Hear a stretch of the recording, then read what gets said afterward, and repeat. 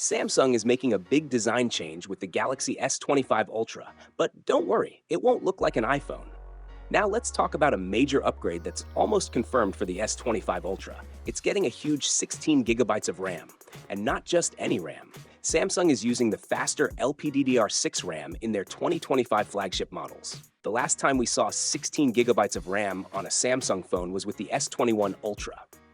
You might think 16 gigabytes of RAM on a phone is too much, and you're right.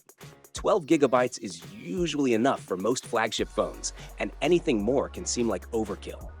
But this changes when you consider on-device AI. AI apps process a lot of data very quickly, and while they work fine now, they'll need more RAM as they become more complex. Having 16 gigabytes of RAM is actually a smart move to future-proof the S25 Ultra, making sure it can handle new AI features without slowing down.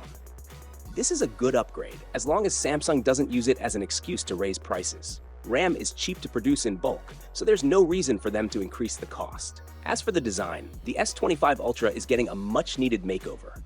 There were rumors that Samsung would drop the boxy look and go for a more rounded design, similar to the Galaxy Note 7.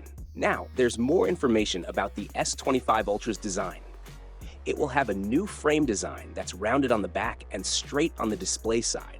This will make the frame thinner and reduce the bezels on the sides of the display. Think of it like the Galaxy Note 5 or the regular Galaxy S7, with rounded corners and thinner flat frames that curve towards the back. This new design should make the S25 Ultra more comfortable to hold compared to the S24 Ultra. And most importantly, it won't look like an iPhone.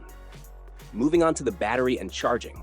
According to iUniverse, the S25 Ultra will keep the same 5,000 mAh battery and 45-watt charging speed. While the new 3nm chipset might improve efficiency, it's a bit disappointing compared to competitors, especially Chinese brands that offer 5,200 or 5,500 mAh batteries. There was also a rumor that Samsung is working on battery AI for the S25 Ultra. If the battery AI rumor is true, it could boost battery life by around 10%. So, sticking with a 5,000 mAh battery might not be a problem at all. On a brighter note, it looks like the S25 Ultra will finally get satellite connectivity. Android Authority found some codes in Samsung's phone app that suggest Samsung is preparing its devices for satellite communication.